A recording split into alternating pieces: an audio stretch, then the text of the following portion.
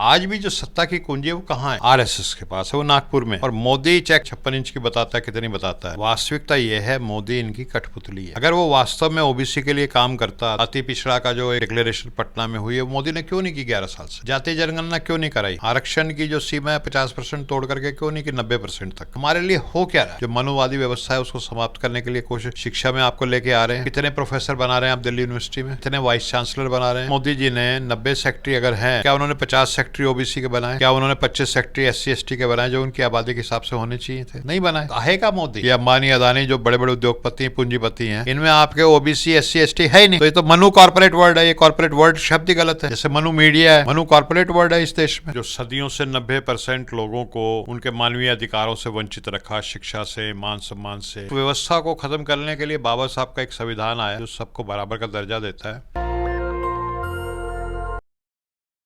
मेरे साथ कांग्रेस के ओबीसी मोर्चा के राष्ट्रीय अध्यक्ष मिशन मैन अनिल जय हिंद जी हैं। आज उनका जन्मदिन भी है और पूरे देश में दलित पिछड़ों की राजनीति जो है अब प्रखर तरीके से सामने आ रही है। एक सबसे बड़ा जो बदलाव हुआ है टेलीविज़न में अब दलित पिछड़े समाज के प्रवक्ता आने लगे हैं। आप रतनलाल जी को देख रहे होंगे, प्रोफेसर रविकांत को देख रहे होंगे, आरजेडी के तेज तरार युवा महिला प्रवक्ता हैं, चाहे प्रियंका भारती हो, कंचना यादव हो। तो ये खासकर कांग्रेस में जो तेज़ तरार प्रवक्ता आपको टीवी पर दिख रहे हैं, जो बहुजन समाज का हिस्सा है, उसमें अनिल जय हिंद जी का बड़ा योगदान है।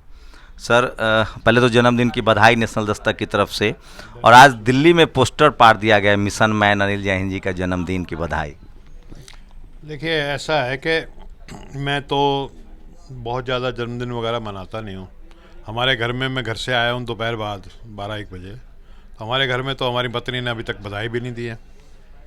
ठीक है, मेरा कहने का मतलब ये है कि इन चीज़ों में हम विश्वास नहीं करते, लेकिन लोगों को पता लगा तो हमारे जो चाहने वाले हैं उन्होंने होर्डिंग और ये सारे काम किए, केक वेक ले आए कई लोग। लिखा हुआ है मिशन मैन।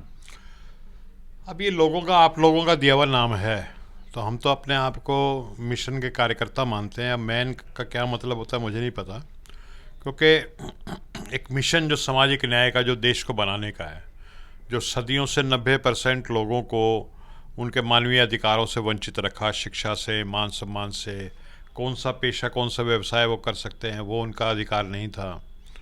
तो उसकी वजह से देश बर्बाद हो गया है, हज़ारों साल तक नरक बन गया। तो उस व्यवस्था को ख़त्म करने के लिए बाबा साहब का एक संविधान आया जो सबको बराबर का दर्जा देता है।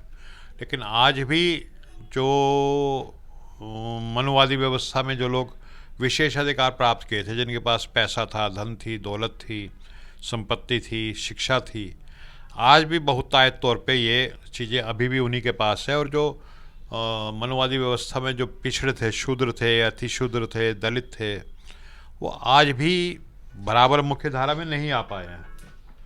तो एक लड़ाई चल रही है। बाबा साहब का जो संविधान, जो उसका विज़न है, उस लड़ाई को राहुल जी ने लिया है। राहुल जी ने अपनी भारत जोड़ो यात्रा में जब वो निकले और वो जब गांव-गांव गुजरे तो उनको यथार्थ से परिचय हुआ। जैसे मैं अक्सर उदाहरण देता हूँ, महात्मा बुद्ध जब तक राजमहल में रहता था उसे नहीं पता दुनिया क्या है। जब वो आम लोगों में गया तो उसको समझा कि भाई क्या दुख है, क्या बीमारी है, क्या बुढ़ापा है, किस तरह के दुख है आम इंसान को।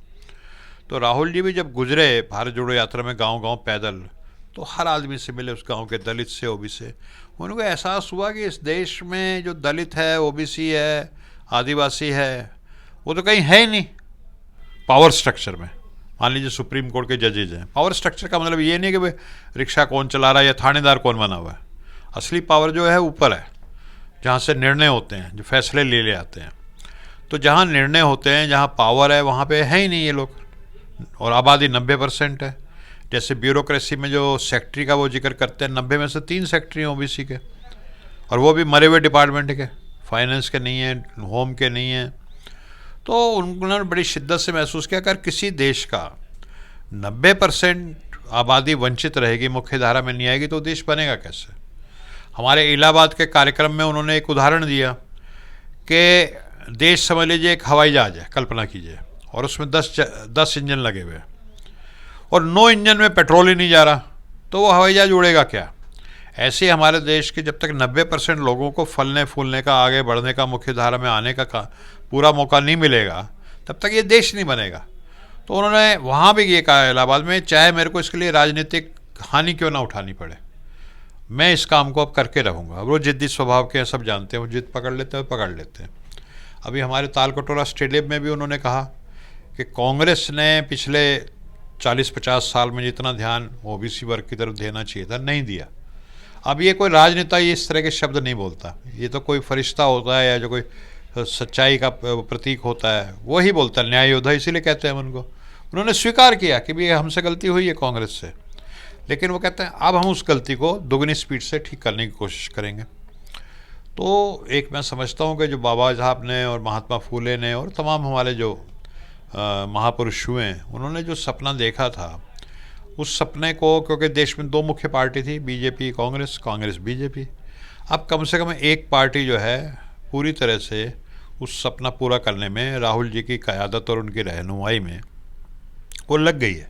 और मैं समझता हूँ अब हम मंजिल पहुँचेंगे। इसलिए वो जो जितने भी मिशनरी लोग थे, जिससे आपने जिक्र किया डॉक्टर रतन लाल का, हमारे मित्र पुराने, हम संविधान बचाओ संघर्ष समिति में हम साथ काम करते आ रहे हैं, कई हमने आंदोलन किए, प्रोफेसर रविकांत, तो पार्टी में वो चीज़ रिफ्लेक्ट हुई है। राहुल जी का सोच है कि प्रवक्ता भी तो ऐसे नज़र आने चाहिए ना, हर लेवल पे वो आपको जो डाइवर्सिटी है, जो हमारे दुसाध साहब बोलते हैं, वो डाइवर्सिटी नज़र आनी चाहिए। और हमारे लोग ऐसा नहीं कि कम हैं, बहुत अच्छा बोलते हैं। हम देखो कितना अच्छा बोल रहे हैं हमारे प्रोफेसर रतन लाल या रविकांत जी, तो उनको मौका नहीं मिलता। लेकिन और पार्टी का ये निर्णय है कि होता क्या है, इससे पहले क्या होता रहा है कि अगर कोई भाई दलित प्रवक्ता है तो कोई दलितों का मुद्दा होगा, उसको तभी भेजा जाएगा। नहीं, रतनलाल जी, रविकांत जी सब तरह के मुद्दों को पैनल डिस्कशन करने के लिए टीवी डिबेट्स पे जा रहे हैं, हर तरह के।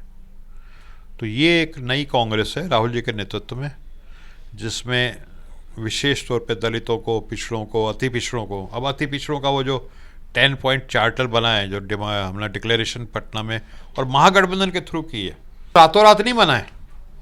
आप जान रहे हैं पिछले लगभग 2 सालों से राहुल जी अलग अलग ओबीसी दलित संगठनों से मिले हैं, जातियों के संगठनों से भी मिले हैं, जो पिछड़ा अति पिछड़ा की जातियाँ थी, और उनके दर्द को उन्होंने समझा है। 1.5 घंटे की मीटिंगें हुई हैं, उनके दर्द को समझा है, और उसी दर्द को, उस पीड़ा को समझते हुए उसको कैसे एड्रेस किया जाए। ये जो चीज़ें निकल के आई हैं 10 पॉइंट प्रोग्राम, ये भी आप लोगों ने सजेस्ट किया है कि भाई इसका इलाज ये है। और उसमें जो आपका क्या कहते हैं, कुछ लोग तो इस देश में कोशिश कर रहे थे कि SC/ST एक्ट ही ख़त्म कर दिया जाए, एट्रोसिटी एक्ट, लेकिन आज अति पिछड़ों के भी संरक्षण के लिए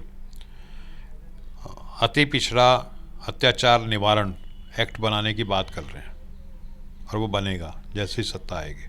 तो ये क्रांतिकारी चीज़ें हैं। जैसे 15 लाख तक के ठेकों में नीतीश कुमार जी बड़ा एहसान करते थे बीजेपी और जगह, हमने 15 लाख तक के ठेकों में SC/ST और OBC का आरक्षण कर रखा है 50%। 15 लाख में क्या, कौन सा ठेका मिलता है? एक पुलिया भी नहीं बनती 15 लाख में, तो ठीक है, उसको बढ़ा करके सीधा 25 करोड़, कितना हो गया? 200 गुना, 200 गुना बढ़ाया, ताकि हमारे लोग भी ठेकेदार बने, गवर्नमेंट सप्लाई में उनको हिस्सेदारी मिले। ठीक है, NFS का जो मुद्दा था, क्वालिफाइड लड़का हमारा जा रहा है, वो भाई आपको इंजीनियर चाहिए, 10 साल का तजुर्बा चाहिए, लड़का जा रहा है, उसको वो इंजीनियर भी है, BTech की डिग्री भी है, 10 साल का उसके बाद अनुभव भी है, उसके बावजूद भी उसको कह रहे नॉट फाउंड सूटेबल। तो ये तो असंवैधानिक और इलीगल है।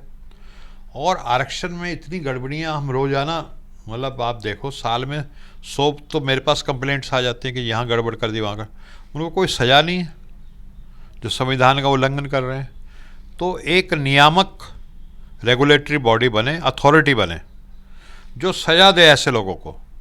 मैं तो कहता हूँ जो संविधान का उल्लंघन हो उनको उम्र कैद होनी चाहिए, जो इस तरह के आरक्षण में गड़बड़ करते हैं। जब तक आप एक डेटरेंट पनिशमेंट नहीं देंगे उनको, तब तक ये होता रहेगा। उनका बाप का राज चल रहा हो, जैसे अभी भी मनवादी व्यवस्था चल रही हो। तो ये सारी चीज़ें उसमें निकल के आई हैं। फिर जो भूमिहीन के लिए शहरी क्षेत्र में 3 डिसमल और ग्रामीण क्षेत्र में 5 डिसमल ज़मीन मिले, उनको रहने के लिए आवासीय है। तो बहुत क्रांतिकारी कुछ चीज़ निकल के आया है। योगी आदित्यनाथ ने कहा है कि हम जातीय सम्मेलन पर ही रोक लग गई है सर यूपी में। नहीं, हम तो कहते हैं जाति खत्म ही कर दो। बाबा साहब कहते हैं जाति का उन्मूलन होना चाहिए। अगर आप जाति के पक्ष में नहीं हैं, जाति के अनुसार देश होना चाहिए, तो ये आप सबसे पहले ये करो ना, इस देश में शंकराचार्य जो है वो जाति देख के नहीं बनाया जाएगा, मंदिर के पुजारी जो है वो जाति देख के नहीं बनाए जाएंगे। जैसे ये राम मंदिर का ट्रस्ट है, जाति देख के उसमें कहाँ है पिछड़े। जब झंडा ढोने के लिए थे तो उमा भारती थी, कल्याण सिंह था, विनय कटियार था, और जब उसका ट्रस्ट बना तीनों को दूध में मक्खी की तरह निकाल के बाहर फेंक दिया जाता है। उन्होंने प्रेस कॉन्फ्रेंस की, कल्याण सिंह और उमा भारती ने, इस बात को लेकर के। फिर तो ये मनुवादी व्यवस्था आज भी 70 साल के बाद भी बाबा साहब का डी ज्योर जिसको कहते हैं संविधान चल रहा है, लेकिन डी फैक्टो जिसको बोलते हैं, आज भी मनुवादी व्यवस्था का शिकंजा है। 40 साल से ज़्यादा समय हो गए, आपने मंडल साहब का समय देखा है, जब वो ओबीसी कमीशन बना रहे थे, आपने मंडल कमीशन लागू होते हुए देखा है, जब मंडल कमीशन लग रहा था, जननायक कर्पूरी ठाकुर की राजनीति को भी आपने करीब से देखा है। क्या लग रहा है, समाज कितना मजबूत हुआ है, कितना बदला है, कितनी एकजुटता आई है? देखिए, समाज जो है ना काफ़ी बदला है, हमारे नौजवान जो है बहुत जागरूक है। ठीक है, इस मेरे को बड़ी खुशी होती है जब मैं देखता हूँ कि आज का जो हमारा दलित पिछड़ा, अति पिछड़ा नौजवान जो है वो जागरूक है, और उसमें जो आप जैसे यूट्यूब चैनल्स हैं, जो सोशल मीडिया, उसका बहुत बड़ा योगदान है। तो हमारे लिए तो एक सपना था, हम लड़ रहे थे, हमें ये नहीं पता था कि भाई ये कभी चीज़ होगी नहीं होगी, लेकिन लड़े जा रहे थे। लेकिन अब ख़ास तौर पे जब से राहुल जी ने इसको अपना मिशन बना लिया है, एक नेशनल पार्टी कांग्रेस जो पूरे देश में जैसे फैली हुई है, कोई रीजनल पार्टी तो है नहीं भाई। काशीराम जी की पार्टी उत्तर प्रदेश तक थी, मुलायम सिंह जी की उत्तर, लालू जी की, पासवान जी की, एक क्षेत्रीय पार्टी, एक नेशनल लेवल की पार्टी का जो सबसे बड़ा नेता है और जो बहादुर है, जो डरता नहीं है मोदी से। आजकल नेता डरने भी तो लग गए मोदी से, वो खुल करके आपके एजेंडा में खड़ा हुआ है, तो ये एक बहुत बड़ी बात है। तो मुझे लगता है कि जिस सपने को हमने देखा था उस मंजिल के हम बहुत करीब हैं और वो साकार होगा जल्दी। एक आखिरी सवाल, आरएसएस को कैसे देख रहे हैं? आरएसएस को भी इस बात का अंदाजा है और वो इसको काटने के लिए ओबीसी के चेहरे आगे कर देते हैं। मोदी खुद को ओबीसी क्लेम करते हैं। आप देखिए कि यूपी में केशव प्रसाद मौर्य को क्लेम करके चुनाव जीता गया। आप देखिए मध्य प्रदेश में ओबीसी चेहरा क्लेम किया गया। तो बीजेपी की भी ये नई रणनीति, अभी बिहार में एकदम तुरंत चुनाव है, बिहार में कहा जा रहा है कि वो ओबीसी चेहरा क्लेम कर रहे हैं कि सम्राट चौधरी को हम आगे कर रहे हैं, नीतीश जी हमारे नेता होंगे। तो ये एक आरएसएस भी इसी पर बैटिंग, इसकी क्या कारण? उनके पास धर्म का कार्ड भी है, डमी ओबीसी भी खड़ा कर रहे हैं, पिछड़ा भी खड़ा कर रहे हैं। देखिए, जब अंग्रेज़ों का भी राज था ना, तो राय बहादुर और फलाने बहादुर और जेलदार उधर आगे कर देते थे दिखाने को। ठीक है, लेकिन सत्ता की कुंजी जो होती है वो उन्हीं के पास रहती थी। आज भी जो सत्ता की कुंजी है वो कहाँ है? आरएसएस के पास है, वो नागपुर में है, मास्टर की। ठीक है, और मोदी चाहे कितना ही छाती कितने 56 इंच की बताता है, कितनी बताता है, लेकिन वास्तविकता ये है मोदी इनकी कठपुतली है। अगर वो वास्तव में ओबीसी के लिए काम करता, तो जैसा ये अति पिछड़ा का जो एक डिक्लेरेशन पटना में हुई है, मोदी ने क्यों नहीं की 11 साल से? जाति जनगणना क्यों नहीं कराई? आरक्षण की जो सीमा है 50% तोड़ करके क्यों नहीं कि 90% तक? ठीक है, तो वो काम नहीं करेगा, लेकिन एक चेहरे जिसको कहते हैं ना मास्क, वो आगे कर देंगे जी। इतने अपने मंत्री बना दिए, जो कि कठपुतलियाँ भी इतने आपके एमपी जीत के आते हैं एससी में, जो रिजर्व सीट जो बाबा साहब का सपना था, आरक्षण दिलवाया, 131 आते हैं जीत के एससी एसटी के। 131 राज्यसभा में भी अब आने लगे हैं। तो ठीक है, उनमें से कितने हैं? उनमें से 150 में कोई दलित मुद्दों पे बोलता है? वो कठपुतली हैं सब। तो हमें कठपुतली नहीं चाहिए, मिशन मैन चुनना होगा। मिशन, आप देखिए ना, जब यूपीए की सरकार थी तो हमारी मैडम सोनिया जी ने बात की, और मनमोहन सिंह जी और अर्जुन सिंह जी ने शिक्षा में आरक्षण कराया, और वो प्राइवेट में भी था, उसको लेकर के लोग चले गए। अब वो खैर लागू हो गया, अब एक तरह से संविधान में तो कम से कम। तो हमें कौन at the helm of affairs है, इससे कम मतलब है हमारे लिए हो क्या रहा है। हमें अपने अधिकार मिल रहे हैं, जो मनुवादी व्यवस्था है उसको समाप्त करने के लिए कोशिश शिक्षा में आपको लेके आ रहे हैं। कितने प्रोफेसर बना रहे हैं आप दिल्ली यूनिवर्सिटी में, कितने वाइस चांसलर बना रहे हैं। तो सत्ता में जो भागीदारी है, कितने आपने, मोदी जी ने 90 सेक्रेटरी अगर हैं तो क्या उन्होंने 50 सेक्रेटरी ओबीसी के बनाए? क्या उन्होंने 25 सेक्टर SC ST के बनाए जो उनकी आबादी के हिसाब से होने चाहिए थे? नहीं बनाए। तो काहे का मोदी? कई राज्यों में सर अभी भी, राजस्थान, मध्य प्रदेश, पश्चिम बंगाल में अभी भी ओबीसी को 27% रिजर्वेशन भी नहीं है। इसको लेकर चूंकि अब आप एक बड़ी पार्टी के राष्ट्रीय अध्यक्ष हैं ओबीसी मोर्चा के, मैं बताता हूँ, हमारी बात ही गलत है। मांगते ही क्यों है 27%?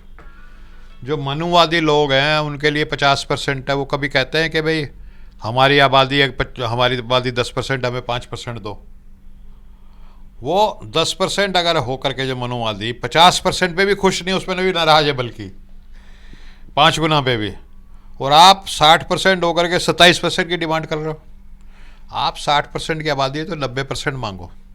पिछला बैकलॉग भी तो है 3000 साल का, ठीक है। जब तक बैकलॉग पूरा नहीं हो जाता आपका आबादी के अनुसार आपकी ब्यूरोक्रेसी में, और उससे भी जो बड़ी चीज़ है जो आपका क्या कहते हैं उद्योग जगत, जो कॉरपोरेट वर्ल्ड है, सो मनु कॉरपोरेट वर्ल्ड है, इसमें कहाँ है ये अंबानी अदानी जो बड़े बड़े उद्योगपति पूंजीपति हैं, इनमें आपके OBC SC ST है ही नहीं।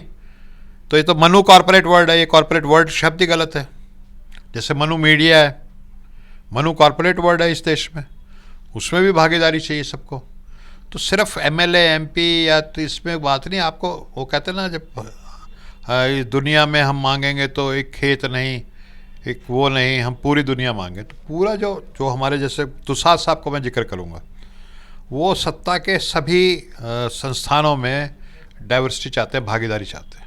ये उनकी थ्योरी है और वही मेरी थ्योरी भी है कि सत्ता के हर क्षेत्र में भागीदारी हो ना, आपकी मीडिया में हो, ब्यूरोक्रेसी में हो, जो पूंजीपति है उसमें हो, जुडिशरी, सुप्रीम कोर्ट में कहाँ हैं आपके आदमी?